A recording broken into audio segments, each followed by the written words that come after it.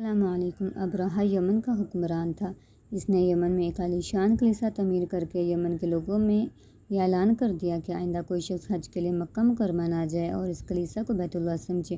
اس اعلان سے عرب کے لوگوں میں غم و غصے کی لہر دوڑ گئی۔ پھر ان میں سے کسی شخص نے رات کے وقت اس کلیسا میں جا کر گندگی پھیلا دی۔ ابرہہ کو جب یہ معلوم ہوا تو اس نے ایک بڑا لشکر تیار کرکے مکہ مکرمہ کا رخ کیا۔ راستے میں عرب کے کئی قبیلوں نے اسے روکنے کی کوشش کی، لیکن ابرہہ کے لشکر کے ہاتھوں انہیں شکست ہوئی۔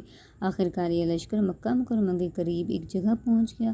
اگلی صبح جب اس نے بیت اللہ کی طرف بڑھنا چاہا تو اس کے ہاتھی نے آگے بڑھنے سے انکار کر دیا۔ اسی وقت اس کی طرف سے آنے عجیب و غریب قسم کے پرندوں کا ایک غول آیا اور لشکر پر چھا گیا۔ ہر پرندے کی چونچ میں 3 کنکر تھے جو انہیں پر لشکر کے لوگوں پر برسانے شروع کر دیے۔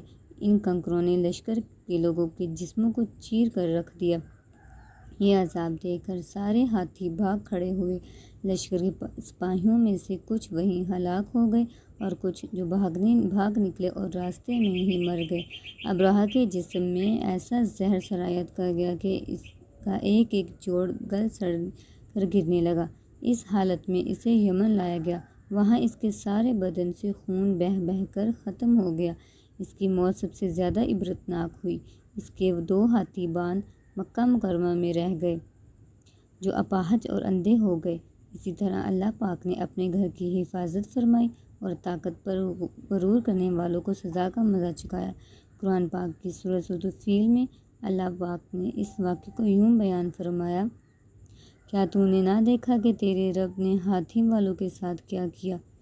کیا ان کے مکر کو بیکار نہیں کر دیا اور ان پر پرندوں کے جھنڈ بھیج دیے جو انہیں مٹی اور پتھر کی کنکریاں مار رہے تھے، پس انہیں کھائے ہوئے بھوئیں کی طرح کر دیا۔